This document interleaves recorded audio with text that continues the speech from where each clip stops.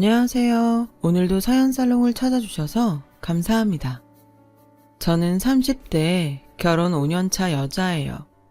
세상이 아무리 좋아졌다고 해도 며느리에게 시어머니는 긴장되고 조심스러운 상대라는 거는 여전하잖아요.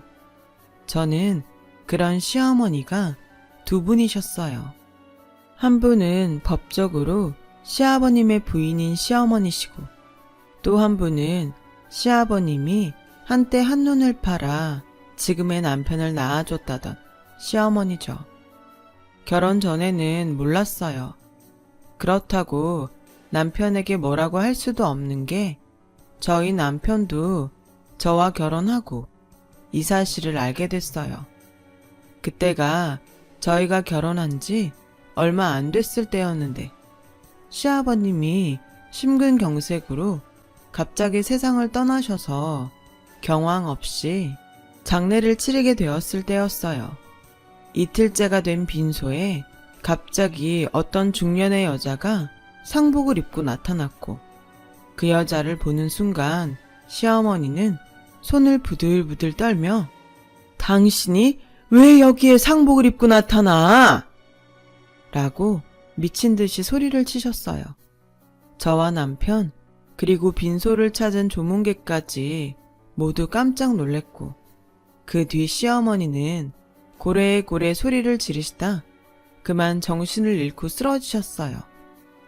저희 부부는 가까운 병원에 시어머니를 잠시 모시고 다시 빈소로 갔는데 황당하게도 시어머니를 쓰러지게 한 그 중년의 여자가 뻔뻔하게 남의 집 조문객을 자기 손님처럼 맞이하고 있었어요. 얘, 저 여자 누구니? 누군데 자기가 상복을 입고 조문객을 받아? 저를 도와 빈소에 계셨던 저희 친정엄마는 크게 당황해 저를 붙잡고 말씀하셨고 그 말을 들었는지 그 여자는 잠깐 이야기를 하자며 저희 부부와 저희 친정 식구들까지 모두를 불러 앉혔어요. 많이 놀라셨을 텐데 지금부터 제가 하는 말을 똑똑히 들어주셨으면 좋겠습니다. 저는 여기 사돈의 사위를 낳은 생모이자 저 남자의 두 번째 부인이에요. 아, 너한테는 시어머니가 되겠구나. 그러니 지금부터는 조강지처라고 뻐기는 그 여자 말고 생물학적으로 어민, 나한테 효도를 해주었으면 좋겠구나. 말도 안 돼. 저와 남편은 동시에 말했어요. 저희 부모님도 그 여자의 말에 놀라서 입도 다물지 못하셨고 다른 친인척들과 조문객들은 자기들끼리 수군거리기 시작했어요. 그때였어요. 효도? 돈 봉투에 눈이 멀어? 지사식도 버리고 간 상간녀 주제에 뚫린 입이라고 함부로 떠들어? 왜? 이 남자 죽었으니 이제 나타나도 될 것 같았어? 넌 법적으로 뭣도 아니야. 둘째 부인? 어디 첩도 안 되는 게 스스로 둘째 부인이래. 여기서 당장 나가. 그 상복 찢어버리기 전에. 고상하고 조용조용한 시어머니 입에서 무서운 살기가 느껴졌어요. 그 후 평범했던 시댁의 풍경은 어색하고 무거운 공기로 달라졌고 저와 남편은 혼란에 빠져버렸죠. 시어머니는 저에게 큰 비밀을 들켜서 저와 부쩍 어색해지셨고 저 또한 내색하지 않으려고 노력했지만 아무래도 예전처럼은 돌아갈 수 없었어요. 그렇게 한 달 정도의 시간이 흘렀어요. 다행히 그때까지는 남편의 생모라고 주장하는 여자가 잠잠해져 표면적으로는 조금씩 안정을 찾아가고 있었어요. 하지만 저와는 다르게 시어머니는 시간이 흘러도 당신이 불편해서 더 이상은 안 되겠다며 어느 날 갑자기 회사에 있는 저에게 점심을 같이 먹자시며 저를 따로 부르셨어요.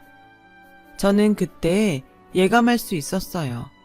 시어머니가 당신이 평생 안고 왔던 그 비밀에 대해 저에게 자세히 이야기하려는 것을요. 그리고 제 예감은 틀리지 않았어요. 갑자기 밥 먹자고 해서 놀랐지.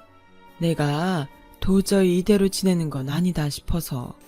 정말 너한테 미안한 것보다 창피하다. 이 이야기는 평생 너뿐만이 아니라 영훈이한테도 안 하고 싶었는데. 그렇게 시작된 시어머니의 이야기는 당신의 아픈 과거에서부터 시작되었어요. 지금은 돌아가시고 안 계시지만 시어머니의 시어머니인 시할머니는 그렇게 대를 잇는 것에 집착이 심하셨대요.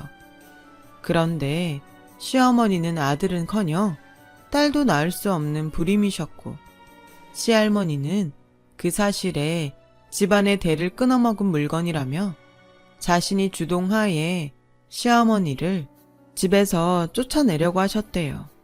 그래도 용케 버티고 버텨 살다 보니 연로하셨던 시할머니는 당신이 갖고 있던 지병으로 세상을 떠나셨고, 마침내 평온이 찾아와 그 즈음엔 아이라도 한 명 입양해 친자식처럼 키울 수 있으면 좋겠다고 생각하셨대요. 당시 시아버지는 지역 사업으로 꽤 돈을 잘 버셨지만 집에는 소홀한 편이셔서 시어머니는 늘 외로웠다고 하셨어요.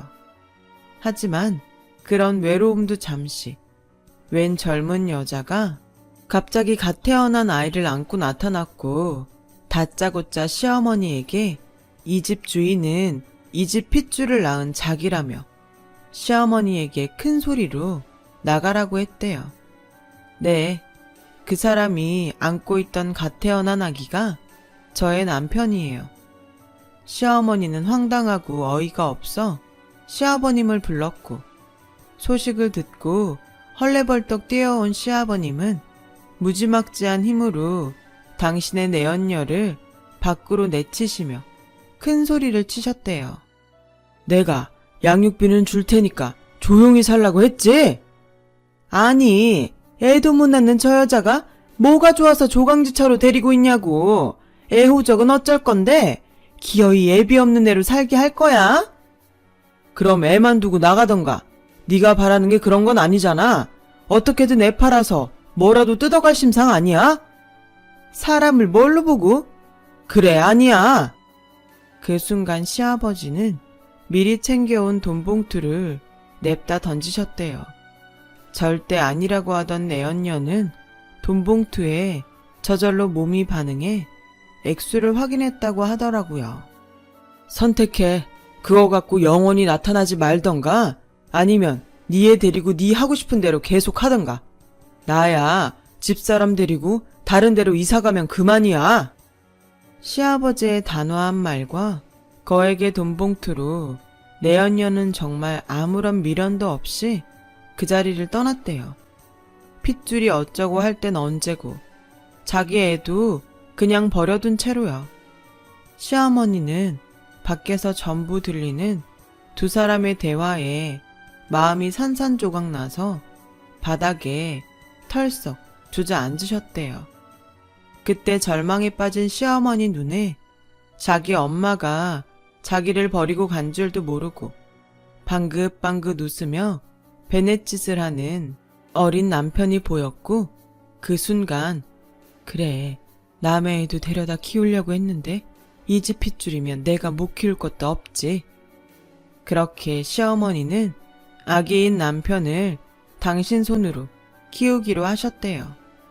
그리고 아이를 안아든 순간 그 느낌과 그 기분은 정말 자신의 아이를 안은 기분이었다고 하셨어요.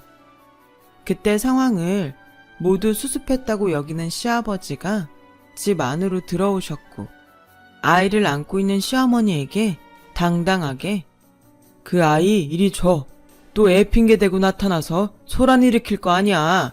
아니면 당신이 어디 영화원이라도 데려다 주던가.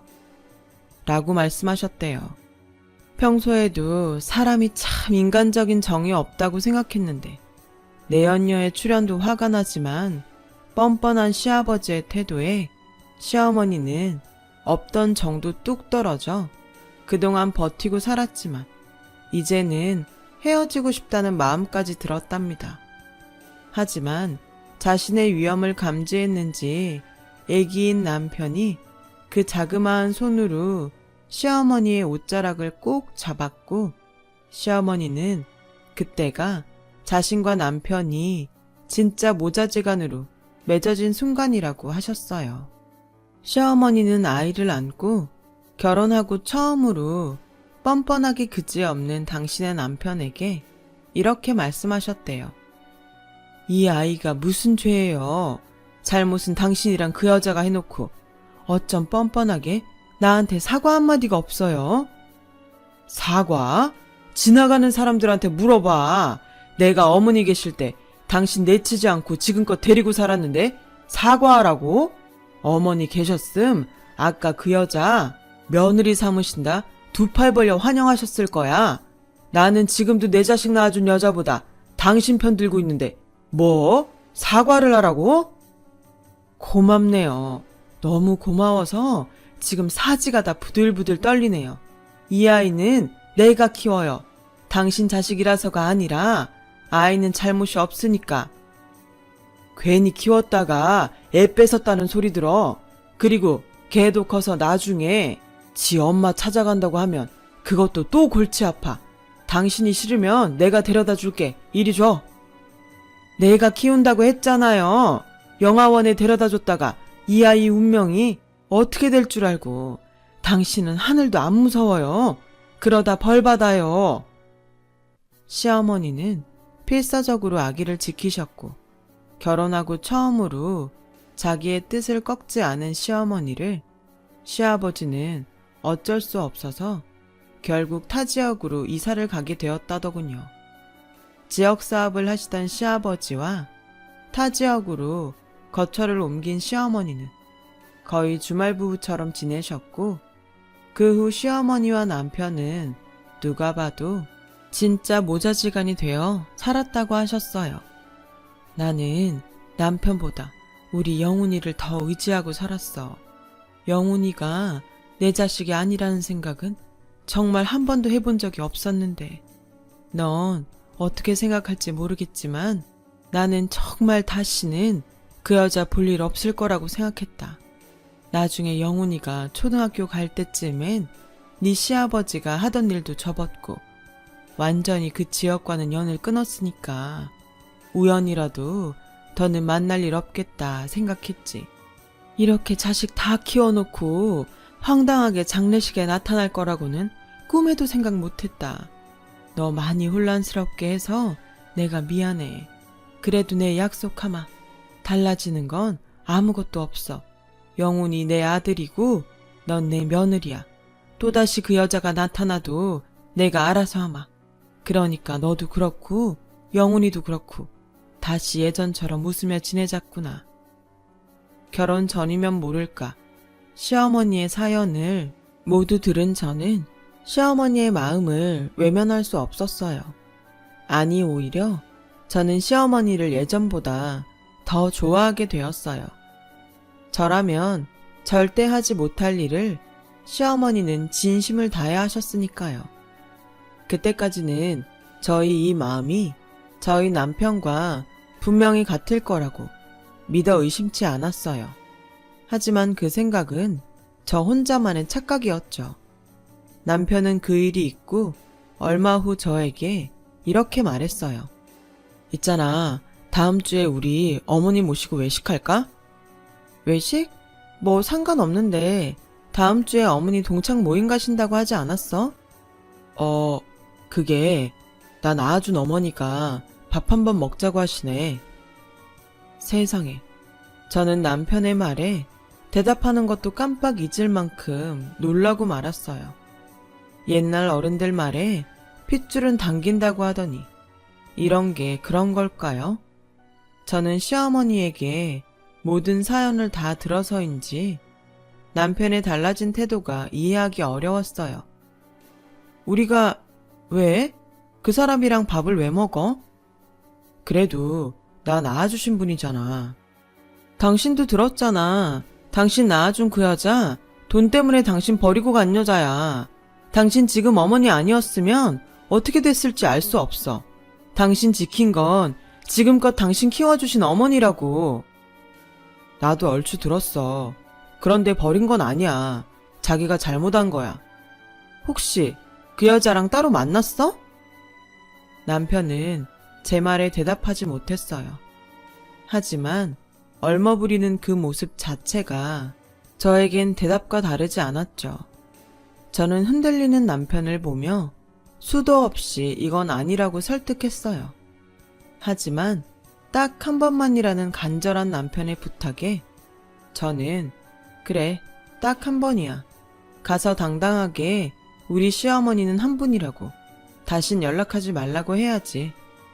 다짐하고 식당을 예약했어요. 어머, 니들 왔니? 내가 너무 좋아서 빨리 왔다. 그동안 잘 지내셨어요? 전에 아프시다고 한 허리는 괜찮으시고요.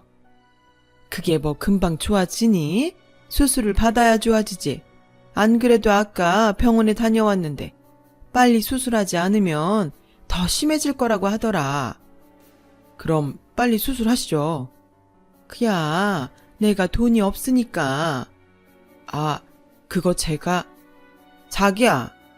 저는 황급히 남편의 입을 막았어요. 저희 그런 행동에 남편의 생모는 눈살을 찌푸렸고 기분 나쁘다는 듯 저에게 얘, 너는 남편 알기를 뭘로 하는 거니? 어디 하늘 같은 남편 입을 막아? 라고 하시며 저에게 정색하셨어요. 저희도 결혼한 지 얼마 되지 않아서 돈이 없어요. 직접 키우지 않으셔서 잘 모르실 수도 있는데 이 사람이 밑도 끝도 없이 마음이 약해요. 앞으로 돈에 관련된 이야기는 저한테 하세요. 알았다. 내가 뭐 너희한테 돈 달라고 하던? 기분 좋게 밥 먹으러 왔더니 기분만 상했구나. 어머니, 마음 푸세요. 이 사람이 아직 잘 몰라서 그래요. 내가 뭘 몰라? 그래, 아무도 얘기해주지 않았을 테니 내 간단히 얘기하마. 네 시아버지랑 난 혼인신고만 하지 못했지 부부였어. 그러다 얘를 낳고 어떻게 알았는지 지금 네 시어머니라는 여자가 나타나 아이를 뺏어갔다. 난 절대 뺏기지 않으려 했지만 이상한 남자들까지 동원해 나를 때리고 붙들고 꼼짝 못하게 하는 통에 어쩔 수 없이 애를 뺏겼어. 그리고 돈 봉투를 집어 던지더라. 얘 호적 문제도 있고 그냥 깨끗이 잊고 살라고. 나중엔 아이를 돌려달라고 부탁하러 갔는데 이사를 가고 사라진 후였어. 그러다 우연히 그 사람이 죽었다는 소식을 들었고 그래도 남편 마지막 가는 길은 제대로 인사하고 싶어서 갔다가 그 사단이 난 거야. 남편은 뭐가 그리 마음이 아픈지 눈물까지 글썽였어요. 하지만 저는 그 여자의 말을 믿지 않았고 그렇게 저와 남편의 생모는 남편을 사이에 두고 서로를 경계하는 사이가 되었어요. 당신, 우리 어머니한테 너무한 거 아니야? 당신이야말로 어떻게 사람 마음이 그래? 여태 길러준 어머니한테 죄송하지 않아? 감사해. 어떤 게 진실이든 지금까지 날 키워주신 건 맞으니까. 그렇다고 해서 날 낳아준 어머니를 모른 척할 순 없어. 그래서 귀엽고 그 여자 수술비를 주겠다는 거야? 자식인데 당연한 거 아니야? 와, 보통 아파도 괜찮다고 하는 것이 진짜 부모 마음 아닌가요? 어떻게 된 게 그 속이 빤하게 보이는데 이 남자는 자신의 생모라는 이유 하나만으로 이렇게 콩깍지가 단단히 씌일 수 있는 걸까요? 결국 남편은 자신의 카드로 그 여자의 병원비를 계산했어요. 물론 저 모르게 그 후로도 계속 만나 이것저것 지원을 했고 저는 남편의 카드값과 없던 대출금 내역을 발견해 그날 결혼하고 큰 싸움을 벌이게 되었어요. 이거 다 뭐야? 이거 다 그 여자한테 돈 해준 거야? 그게 나한테 여동생이 한 명 있어. 근데 걔가 이번에 결혼을 한다네. 혼수해 갈 돈이 없다고 해서. 저는 남편의 말에 뒤통수를 3개 맞은 것 같이 머리가 핑 돌았어요.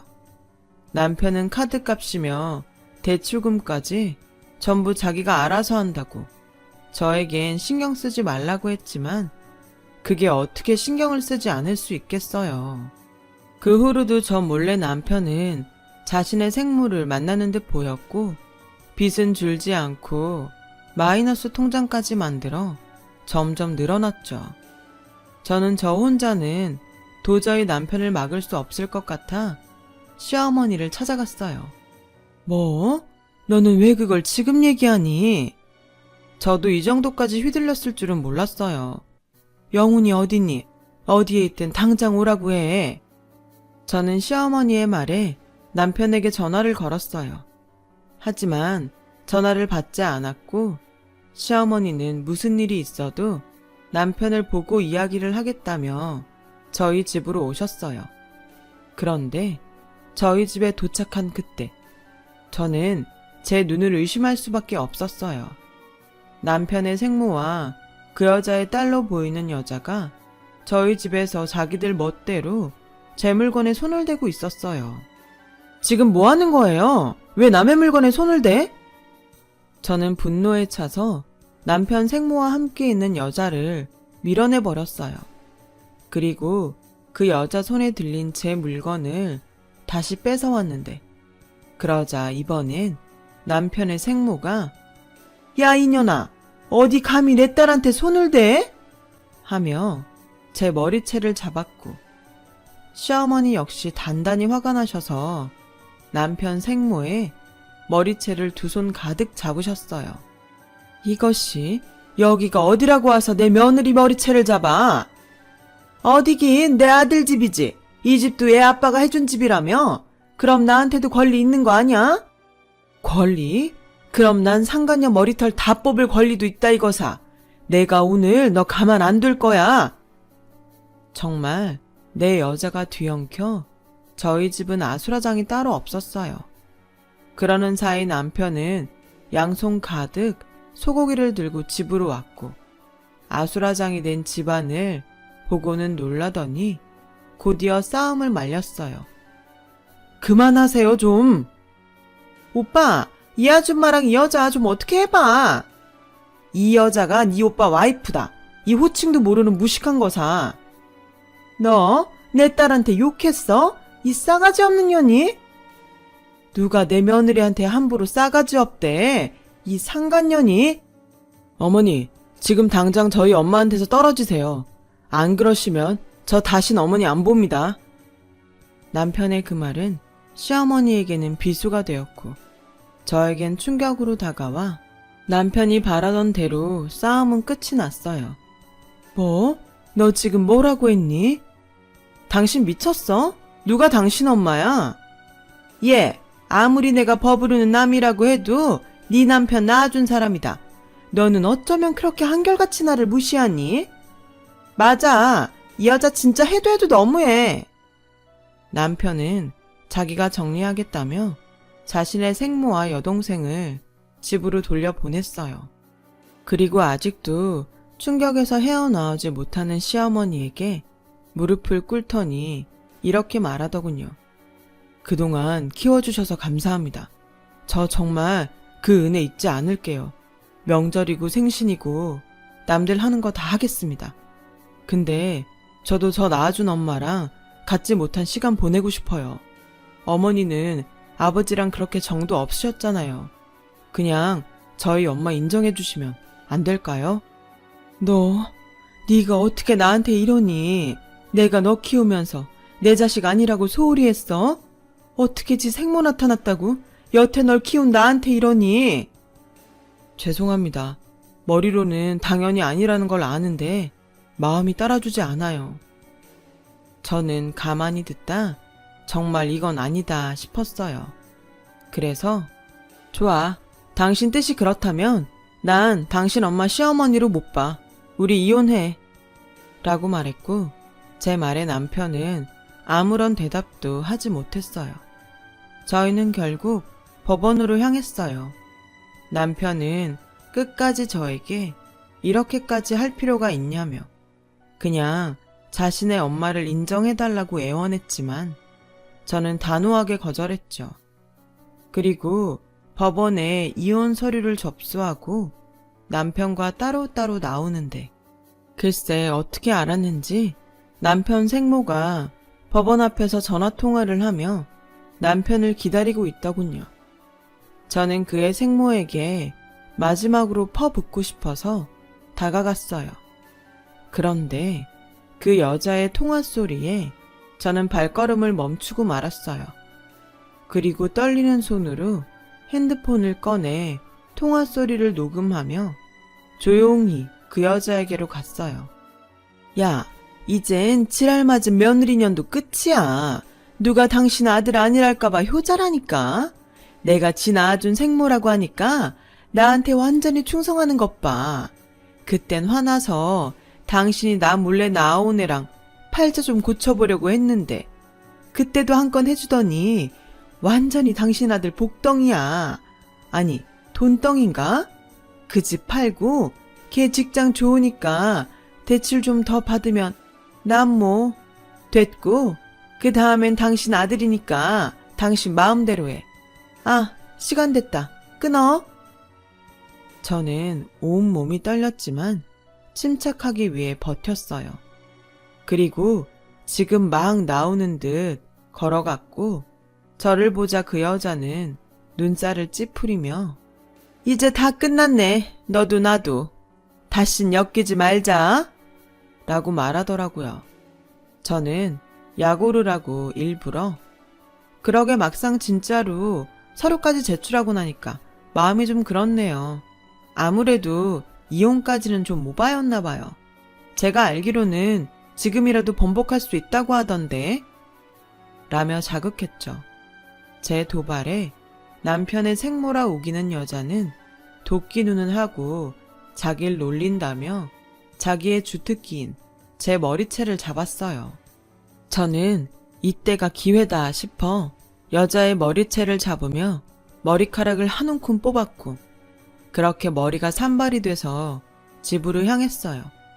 창피한지도 모른 채 저는 집에 도착해 남편의 칫솔과 아까 한 움큼 뽑은 그 여자의 머리카락을 들고 태어나 처음으로 유전자 검사를 의뢰했죠. 그날 저녁 남편에게 일단 서류는 제출했지만 정말로 이혼할지는 조금 더 생각해 보겠다고 했어요. 남편은 아무것도 모르고 저에게 고맙다고 했어요. 아마도 제가 자기의 뜻을 받아들이기로 했다고 착각한 듯 보였죠. 저는 검사 결과가 나오기까지 시간을 벌기 위해 마음이 좀 풀린 척 연기를 했고 남편에게서 제가 이혼을 보류한다는 남편의 생모는 약이 바짝 올라 회사며 집이며 찾아와 횡포를 부렸어요. 그날은 기다리던 등기가 온다고 해서 집에서 우체국 직원을 기다리고 있는데 남편의 생모라 우기는 여자가 우체국 직원보다 먼저 저희 집에 들이닥쳤어요. 이젠 자기 집처럼 비밀번호를 누르고 집 안으로 들어오는 여자를 보고 어찌나 기가 차던지 여자는 저에게 다짜고짜 소리쳤어요. 너 정말 나 환장하는 거 보고 싶어 그러냐? 내 아들 그만 등쳐먹고 떨어져. 이 거머리 같은 게 당장 이혼하고 나가라고. 등쳐먹은 게 누군데 그래요? 내가 내 마음으로 이혼 안 하겠다는데 뭐가 잘못됐어요? 왜? 제가 있으면 뭐가 방해되고 막 그래요? 뭐? 나 참 기가 막혀서? 난 너 싫다. 며느리로 절대 받아들일 수 없어. 너도 나 시애미로 싫잖아. 우리 서로 기운 빼지 말고 깨끗하게 남남으로 살자니까. 그렇게 저는 남편의 생모라 우기는 여자와 실랑이를 벌였고 그 사이 남편은 남편대로 시어머니는 시어머니대로 저희 집에 순차적으로 도착했어요. 사실 오늘 등기가 온다고 아침에 문자가 왔길래 제가 미리 시어머니에게 집으로 오시라고 했거든요. 또 싸워. 당신도 그만하고 엄마도 그만해요. 그때였어요. 우체국 직원이 저희 집 초인종을 눌렀죠. 저는 얼른 등기 서류를 받아들고 화장실로 냅다 들어가 서류를 확인했어요. 예상대로 남편과 저 여자는 친자 관계가 아니었어요. 아마도 갓난아기를 안고 나타났던 그 옛날부터 남편은 시아버지의 핏줄이 아니었던 거예요. 저는 화장실 문을 열고 나갔어요. 그러자 이번엔 시어머니와 그 여자가 또 실랑이를 벌이고 있었습니다. 남편은 그런 두 어머니를 말리느라 진땀을 빼고 있었는데, 스톱! 지금 제가 진짜 중요한 이야기를 할 테니 잘 들으세요. 당신도 똑똑히 들어. 저는 먼저 지난번 법원 앞에서 녹음한 음성을 틀었어요. 순간 남편의 생모는 화들짝 놀랐고 남편과 시어머니는 이게 뭔가 싶어 눈동자만 이리저리 굴리더라고요. 녹음 파일이 끝나자 방금 도착한 등기 서류를 꺼내 들었어요. 이 서류는 당신이랑 당신 생모라고 우기는 저 여자의 유전자 검사 결과야. 당신이 직접 봐. 남편은 제가 건넨 서류를 받아들이고 손을 떨기 시작했어요. 아마 충격이 컸겠죠. 남편의 손에서 떨어진 검사 결과지를 받아든 시어머니 역시 충격은 이만저만이 아니셨어요. 그러자 상황 파악이 끝난 여자는 냅다 도망치려고 하는데 저는 필사적으로 그 여자를 붙들었고 시어머니는 분노에 차서 그 여자의 뒤통수를 냅다 치셨어요. 저는 그 길로 경찰서로 가서 여자를 사기죄로 고소했고 여자는 잘못했다며 저와 시어머니에게 무릎을 꿇고 손이 발휘되도록 싹싹 빌었어요. 내가 죽을 죄를 지었어. 제발 한 번만 용서해주면 안 될까? 저기 사모님, 저 좀 봐주세요. 먹고 살려고 그랬어요. 오죽하면 애를 데리고 제가 거길 갔겠어요. 제발 며느님 좀 말려주세요. 내가 미쳤어? 하마터면 우리의 인생 망칠 뻔했는데 내가 당신을 왜 봐줘? 그냥 그때 돈 봉투나 받고 떨어지지. 뭘 더 뜯어내려고 나타나서 애 가슴에 대못을 박아. 앞으로 우리 애는 어떻게 살라고? 시어머니는 충격의 넋을 놓고 있는 남편을 보고 울기 시작하셨어요. 이 순간에도 속았다는 사실보다 남편이 받은 충격이 더 가슴 아픈 시어머니셨어요. 그런 큰 소동을 겪고 남편은 시어머니 보기가 죄스러워 앞으로 볼 수 없을 것 같다고 했어요. 시어머니는 남편의 말을 듣고 사람이 작정하고 속이는데 어떻게 안 속고 배기냐며 오히려 충격받은 남편에게 잘못이 없다고 위해 주셨어요. 그리고 시어머니는 난 네가 누구의 핏줄이든 상관없다.